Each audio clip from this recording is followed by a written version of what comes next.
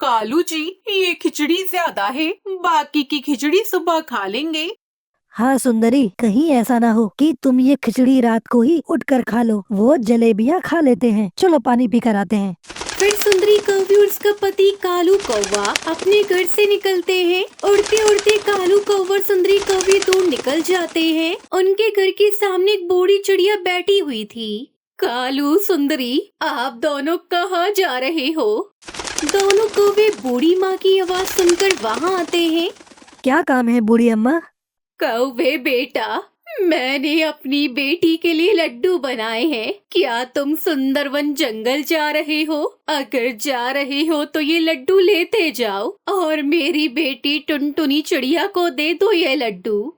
ये सुनकर कौवे के मुंह में तो पानी आ जाता है। कालू कौवा और सुंदरी कौवी एक दूसरे की तरफ देखते हैं। हाँ हाँ बूढ़ी माँ जी, हम सुंदरवन जंगल ही जा रहे हैं। हम ले जाते हैं ये लड्डू आपकी बेटी के लिए। आप बूढ़ी जान कहाँ जाएंगी, इतनी दूर थक जाएंगी। आप मेरी बेटी को ये लड्डू देना और कहना मैं कुछ दिनों बाद उससे मिलने आऊंगी। कौवे वो लड्डू वाला डब्बा लेते हैं और खुशी खुशी वहाँ से उड़ जाते हैं। वो सीधे अपने घर जाते हैं। हाँ सुंदरी, ऊपर वाला ऐसे भोजन देता है। कालू, भोजन मिला और वो भी लड्डू। मगर कालू, अगर टुनटुनी चिड़िया को मालूम हो गया तो फिर क्या करेंगे? हम ये सब बात लड्डू खाने के बाद सोचेंगे। भूखे पेट मेरा दिमाग नहीं चलता। फिर कालू कौवा और सुंदरी मजे मजे से लड्डू खाने लगते हैं। कालू जी, आज का डिनर तो बहुत स्वादिष्ट हो गया। अब सो जाते हैं, कल की कल देखेंगे। फिर कालू कौवा और सुंदरी कौवे गहरी नींद में सो जाते हैं। सुबह हो जाती है। वो कौवे तो कोई काम धंधा करते नहीं थे। वो तो हर रोज मुफ्त में भोजन खाने का कोई न कोई उपाय ढूंढते रहते थे। सुंदरी, आज क्या करेंगे? कल तो उस बूढ़ी चिड़िया को उल्लू बना लिया था मैंने, तो पहले ही सोच लिया है। आज फिर उसी बूढ़ी चिड़िया को पागल बनाएंगे। तुम चलो मेरे साथ। कालू कौवा सुंदरी कौवी फिर से घर से निकलते हैं। वो टुनटुनी चिड़िया की बूढ़ी माँ वाले जंगल में जाते हैं। माँ जी, हमने वो लड्डू आपकी बेटी को दे दिए थे, मगर आपकी बेटी आपसे बहुत नाराज है। मेरी बेटी मुझसे नाराज है, मगर वो क्यों? आपकी बेटी कह रही थी कि उसका तो दाल वाली खिचड़ी खाने को मन कर रहा था और आपने लड्डू भेज दिए। माँ जी, आपकी बेटी खिचड़ी खिचड़ी बोलकर रो रही थी। मैं सदके जाऊं अपनी बेटी के। कालू कौवे, अगर आपको कोई काम है तो कर लो और वापस जाते हुए मुझसे खिचड़ी लेते जाना और मेरी बेटी को दे देना। मैं अभी उसके लिए खिचड़ी बना देती हूँ। हम एक जरूरी काम से जा रहे हैं। हम थोड़ी देर बाद आएंगे माँ जी। फिर कालू कौवा और कौवी वहाँ से चले जाते हैं। टुनटुनी चिड़िया की बूढ़ी माँ टूनी अपनी बेटी को खुश करने के लिए खिचड़ी बनाने लगती है। वो आग जलाती है और देगची चूल्हे पर चढ़ाती है। दोनों पति पत्नी नदी पर जाते हैं और धूप में सो जाते हैं। उन्हें कौन सा कोई काम था? उनका तो काम केवल एक ही था, हमेशा किसी न किसी पक्षी को चूना लगाना। बूढ़ी माँ ने खिचड़ी बना के एक डब्बे में डाल दी। तभी कालू कौवा और सुंदरी कौवी वहाँ आ जाते हैं। माँ जी, आप चिंता ना करें, हमारा उधर आना जाना लगा ही रहता है। अपनी बेटी के लिए जो भी चीजें भेजनी हो हमें दे दिया करे। हमें ऐसे दूसरों का काम करके, दूसरों की मदद करके बहुत खुशी मिलती है। ऊपर वाला भी खुश होता है। वो दोनों पति पत्नी खिचड़ी ले लेते हैं और अपने घर चले जाते हैं। घर जाकर कौवे जी भरकर खिचड़ी खाते हैं। कालू जी, ये खिचड़ी ज्यादा है, बाकी की खिचड़ी सुबह खा लेंगे। सुंदरी, कहीं ऐसा ना हो कि तुम ये खिचड़ी रात को ही उठकर खा लो। मैं कोई चुड़ैल हूँ? मेरा पेट है जो कि पूरी तरह भर गया है। वहीं दूसरी तरफ मम्मा, चलो नानो इंतजार कर रही होंगी। चलो जल्दी चलते हैं ना। हाँ बेटी, अब वो सामान वाली टोकरी उठा लो। टोकरी उठाकर सुनहरी चिड़िया अपनी मम्मा के साथ उड़ती है और थोड़ी ही देर में वो दोनों माँ बेटी अपनी नानी टूनी के पास पहुँच जाती है। टुनटुनी बेटी, क्या लड्डू स्वादिष्ट थे? ये सुनकर टुनटुनी चिड़िया हैरान हो जाती है। माँ, कौन से लड्डू? मैंने तो कोई लड्डू नहीं खाए। बेटी क्यों मजाक कर रही हो? मैंने कालू कौवे के हाथ लड्डू भेजे थे और फिर तुमने उनसे कहा कि खिचड़ी भी भेजो।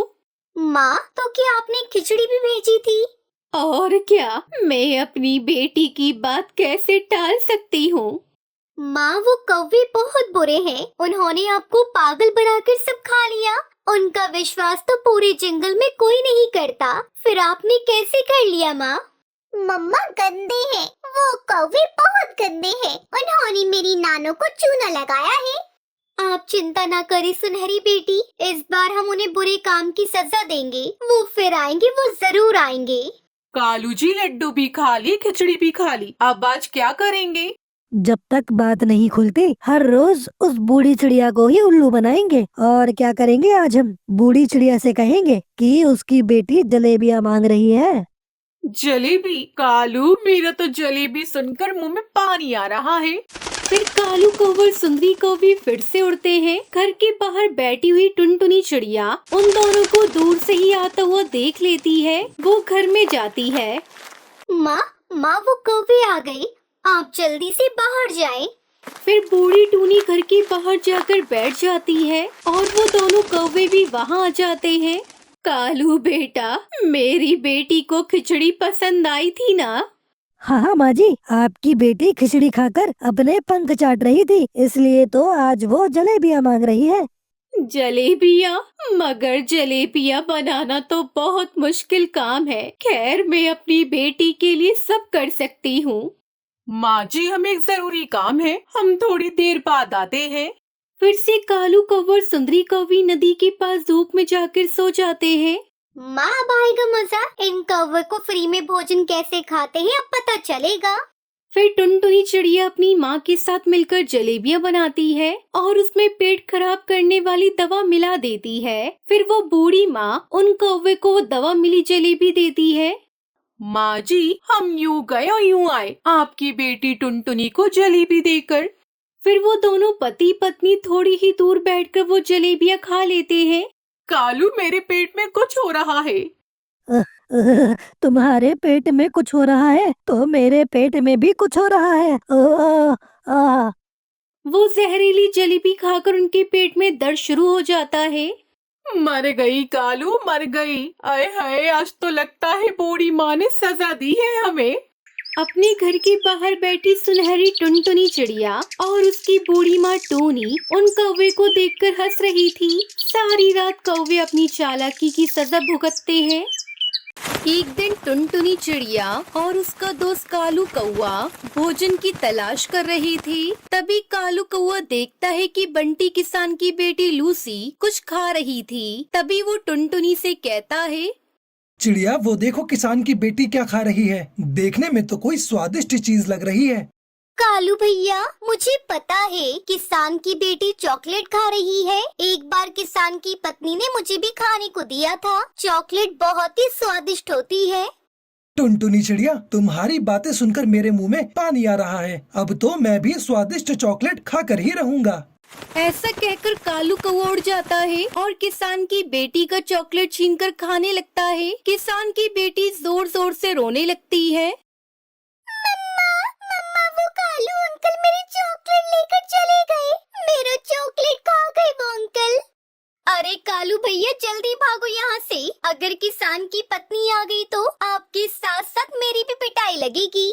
जैसे तैसे टुनटुनी चिड़िया कालू कौवा वहाँ से भागते हैं। कालू भैया, आपकी ये आदत मुझे बिल्कुल पसंद नहीं। आज के बाद से आप अपना अनाज ढूंढने अकेले जाना, मुझे आपके साथ कहीं नहीं जाना। टुनटुनी चिड़िया, मैं तुमसे वादा करता हूँ, आगे से मैं किसी से कुछ भी छीन कर नहीं खाऊंगा। अब मान भी जाओ, इतना क्या नाराज होना।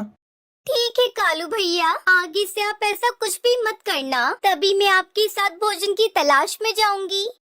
कुछ भी कहो टुनटुनी चिड़िया, चॉकलेट तो बहुत ही स्वादिष्ट थी। मेरे मुंह में अभी तक चॉकलेट का स्वाद है। ओए माँ, इस चॉकलेट के चक्कर में मैं भूल गया, मुझे घर बनाने के लिए तिनके भी इकट्ठा करने थे। तिनके तो मुझे भी इकट्ठे करने हैं कालू भैया। पहले भोजन लेकर आते हैं, फिर तिनके लेने चलेंगे दोनों। फिर वो दोनों भोजन लेकर अपने घर चले जाते हैं। ओ कालू, ले आए भोजन। इतनी देर कहाँ लगा दी तुमने? तुम्हें तो मालूम है घर बनाने के लिए तिनके भी इकट्ठे करने हैं हमें अभी। थोड़ी सांस तो लेने दो, अभी अभी तो भोजन लेकर आया हूँ। कालू, सब तुम्हारी गलती है। तुम देर से भोजन लेकर आए हो। अब जाओ, पहले तिनकर लेकर आओ, फिर आराम करना। फिर टुनटुनी चिड़िया और कालू कौवा लकड़ियाँ लेने जाते हैं। कालू भैया, गर्मी बहुत पड़ रही है। जितनी जल्दी घर बन जाए वही अच्छा होगा। कुछ दिनों में गर्म हवाएं भी चलने लगेंगी और फिर से धूप में निकलना मुश्किल हो जाएगा। टुनटुनी चिड़िया, कितना अच्छा होता हमें घर बनाना ही नहीं पड़ता। मुझे सारे काम करने अच्छे लगते हैं, पर घर बनाने के लिए तिनके इकट्ठा करना और घर बनाना मुझे बिल्कुल भी अच्छा नहीं लगता। कालू भैया, आपके साथ तो सुंदरी बहन भी है, दोनों मिलकर घर बना लोगे। पर मुझे तो अकेले घर बनाना पड़ता है। क्या करूं? बच्चे अभी छोटे हैं, जिंदगी ऐसी ही चलती है भाई।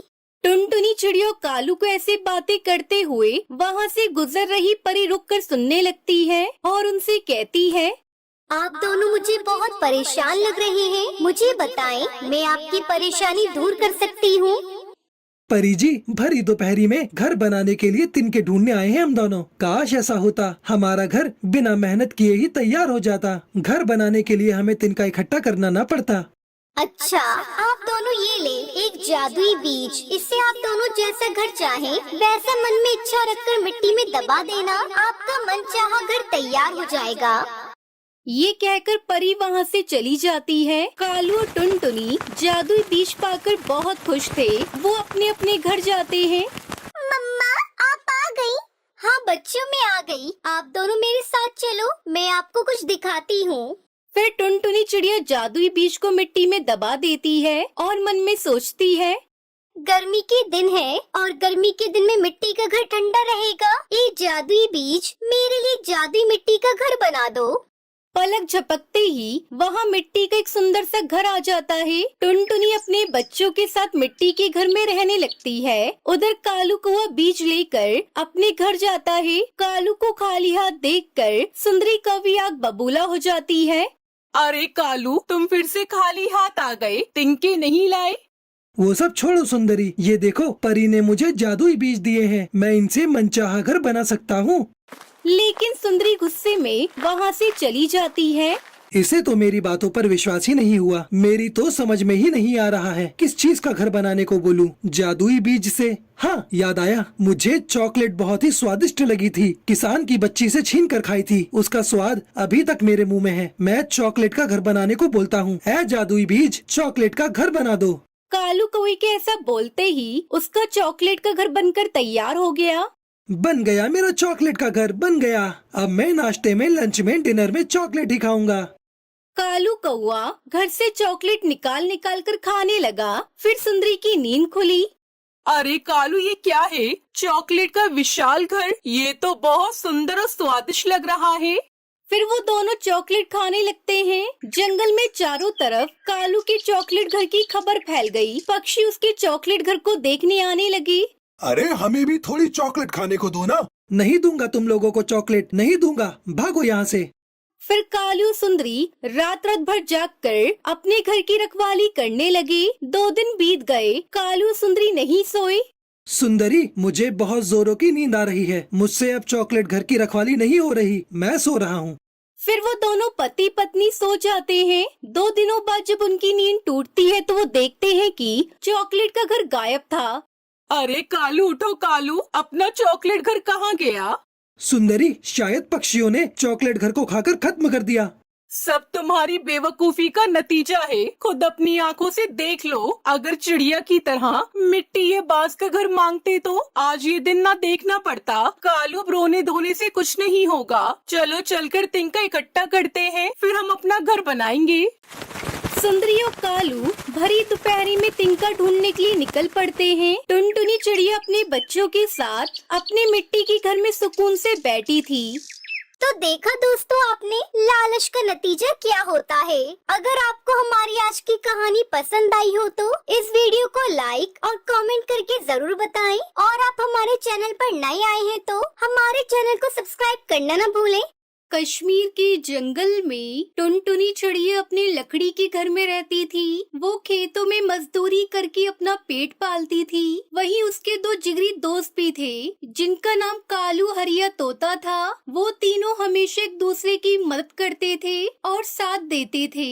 एक दिन उनके जंगल में बहुत तेज बारिश होने लगती है। उसी दौरान खेतों में काम करते हुए टुनटुनी चिड़िया घायल हो जाती है और अपने घर में बिस्तर पर पड़ जाती है। फिर उससे मिलने उसके दोनों दोस्त कालू हरिया तोता उसके घर आते हैं। अरे कालू हरिया, तुम दोनों यहाँ कैसे हो यार? कितने दिन हो गए हैं मैं तुमसे मिलने नहीं आ पाई। वो क्या है ना, बारिश के दौरान मैं खेतों में काम कर रही थी, तभी मेरा पैर फिसला और मेरे चोट लग गई। इसी वजह से मैं आराम कर रही हूँ। और तुम जानते हो मैं अपना खाना ढूंढने भी नहीं जा पा रही। बस मेरे पास जितना जमा किया हुआ दाना था वो भी खत्म होने वाला है। मुझे तो समझ में भी नहीं आ रहा कि मैं क्या करूँ। तभी उसके दोनों दोस्त उससे बोलते हैं, अरे टुनटुनी तू पागल हो गई है? हमारे होते हुए तो इतनी परेशान क्यों हो रही है? हम है ना, हम तेरे लिए खाना ले आएंगे और वैसे भी हम अपना खाना भी तो लेने जाएंगे, तो बिल्कुल भी परेशान मत हो, बस तू आराम कर। फिर वो दोनों दोस्त खाना ढूंढने के लिए बाहर चले जाते हैं और थोड़ी देर बाद वो टुनटुनी चिड़िया के लिए भी खाना ले आते हैं और उसे खाना देकर वो अपने घर चले जाते हैं। ऐसे ही कुछ दिन बीत जाते हैं। टुनटुनी चिड़िया बिल्कुल ठीक हो गई थी। तभी अचानक उस जंगल में जोरदार बरसात शुरू हो जाती है, जिसकी वजह से सब पक्षियों के घर टूट जाते हैं। बरसात इतनी ज्यादा हो रही थी कि जंगल में बाढ़ का रूप लेने लगी। यूं लगातार 3 दिनों तक बरसात होती रही। पेड़ पौधे जड़ से उखड़कर बाहर आने लगे और लगातार हो रही बरसात के कारण पक्षियों को भोजन भी नसीब नहीं हुआ। फिर 3 दिनों बाद बरसात थम गई थी। फिर वो तीनों दोस्त एक साथ इकट्ठे हुए। दोस्तों, इस बारिश की वजह से हमारा घर टूट गए हैं और हम सब पक्षी 3 दिनों से भूखे हैं। भूख के मारे तो मेरा बुरा हाल हो गया है। समझ नहीं आ रहा अब क्या करें। अरे टुनटुनी तुम परेशान क्यों होती हो? हमें ना, चलो हम सब एक साथ मिलकर खाना ढूंढने चलते हैं। मुझे विश्वास है हमें खाना मिल जाएगा। फिर वो तीनों दोस्त काफी देर तक उड़ते रहते हैं, लेकिन उन्हें खाना नहीं मिलता। सुनो कालू हरिया, मैं बहुत थक गई हूँ। मुझे नहीं लगता मैं और ज्यादा उड़ पाऊंगी। मुझे यही छोड़कर तुम दोनों अपने यहाँ भोजन की तलाश में निकल जाओ, वरना मेरे साथ साथ तुम दोनों भी अपनी जान गंवा बैठोगे। टुनटुनी हम दोस्त हैं, हम जिए साथ और मरेंगे भी साथ। ऐसी मुश्किल घड़ी में, मुसीबत के समय हम तुम्हें छोड़कर सिर्फ अपने भोजन के लिए यहाँ से निकल जाए, ये हमसे नहीं होगा। हम तुम्हें यहाँ अकेला छोड़कर नहीं जाएंगे, हम दोनों तुम्हें उठाकर अपने साथ ले जाएंगे। फिर हरिया तोता और कालू मिलकर टुनटुनी को उठाया और बहुत दूर तक उड़ाकर उसे अपने साथ ले गए। उन्हें एक जगह अंगूर की खेती दिखाई दी। तीनों दोस्त तुरंत उस खेती में उतरे और पेट भर अंगूर खाने लगे। अरे दोस्तों, यहाँ पर बहुत सारे फल मिलेंगे। अगर अगले 3-4 महीने तक भी हम यहाँ पर रहेंगे तब भी ये फल कम नहीं पड़ेंगे। हम तीनों यही कहीं घोंसला बना लेंगे। अभी थोड़ी देर आराम कर लेते हैं और उसके बाद किसी अच्छे से पेड़ पर हम तीनों मिलकर अपना घोंसला बना लेंगे। तभी अचानक से बहुत तेज बारिश शुरू हो जाती है और तीनों के सपने पानी में बह जाते हैं। हम अब क्या करेंगे दोस्तों? ये बारिश की बंद होने का नाम नहीं ले रही है। लगता है आज हम तीनों नहीं बचेंगे। हमने सोचा था हम अपना घर यहाँ बनाएंगे, लेकिन वो भी इस बारिश ने सारे सपने तोड़ दिए। अब हम यहाँ से नहीं बच सकते। तभी उन तीनों को रोता हुआ देखकर लाल परी वहाँ पर आती है और उनसे कहती है, क्या हुआ पक्षियों, तुम तीनों इतने परेशान क्यों हो? क्या बात है, मुझे बताओ। फिर वो तीनों पक्षी लाल परी को अपनी सारी परेशानी बता देते हैं, जिसे सुनकर लाल परी कहती है, अच्छा तुम तीनों घबराओ नहीं, मैं हूँ ना। मैं अभी अपने जादू से तुम लोगों के लिए पेड़ पर जादुई केक का घर बना देती हूँ। उस घर में तुम आराम से रह सकती हो और उस जादुई केक घर में तुम्हें खाने की भी कोई कमी नहीं होगी। ये कहकर लाल परी अपने जादू से एक पेड़ पर जादुई केक का घर बना देती है। लाल परी, आपका बहुत बहुत शुक्रिया जो आपने हमारे लिए इतना कुछ किया। हम आपका ये एहसान कभी नहीं चुका पाएंगे। ये कहकर वो तीनों दोस्त एक साथ खुशी खुशी उस जादुई केक घर में रहने लगते हैं। प्यारे दोस्तों, अगर आपको हमारी कहानी अच्छी लगी हो तो इसे लाइक और शेयर करें, और अगर आप हमारे चैनल पर नए आए हैं तो हमारे चैनल को सब्सक्राइब करना ना भूलें। तब तक के लिए धन्यवाद।